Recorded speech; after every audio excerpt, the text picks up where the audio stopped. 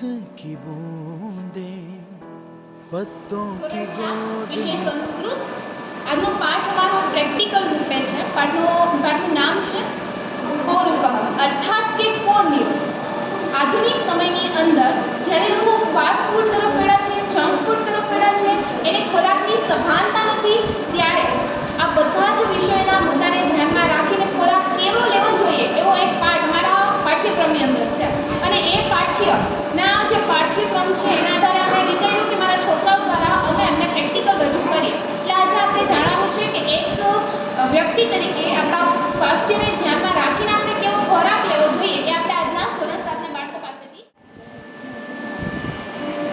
મારું નામ ધોરણ હાર્દિક મહેશભાઈ છે. આજે હું ધોરણ 7માં અભ્યાસ કરું છું. મને આ ઋષિનો પાઠનો મળ્યો છે. મારું નામ ગૌસ્વામી છે કેતનભાઈ છે. આજે હું આ પાઠમાં સુંદર પક્ષી બન્યો છું. અને મને એ જાણવાની ઉત્સુકતા છે કે કોણ નિરોગી છે. આ આધુનિક સમયમાં કોણ નિરોગી છે. પાઠ 3 કોરુકઃ અર્થાત કે કોણ નિરોગી. પાઠના દ્રશ્ય આ રીતે છે, જોઈ શકીએ. ઋષિ વાઘભટ્ટ છે એ ધ્યાન અવસ્થામાં બેઠા છે વૃક્ષની નીચે, અને એક પંછી છે એ આકાશમાં આમ તેમ ઉડી રહ્યું છે. પાઠની શરૂઆત કરીએ. એકઃ પક્ષી અસ્તિ, એક પક્ષી છે.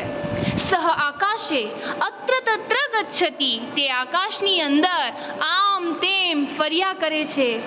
સહ પુનઃ પુનઃ વદતિ, તે બોલે છે.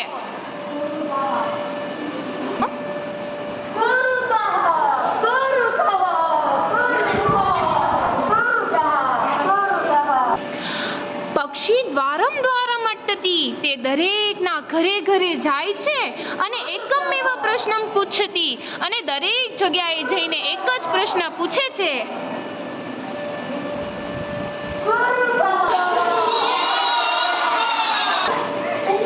જનાઃ ઉપહાસં કુર્વન્તિ, લોકો તેમની મજાક ઉડાડે છે.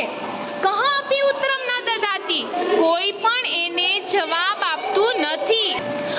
પક્ષી નિરાશઃ ભવતિ, એ તો એકદમથી નિરાશ થઈ જાય છે. સહ વનમ ગચ્છતિ, વૃક્ષે ઉપવિશતિ ચ, તે તો જંગલની અંદર જતું રહે છે અને વૃક્ષ ઉપર બેસી જાય છે.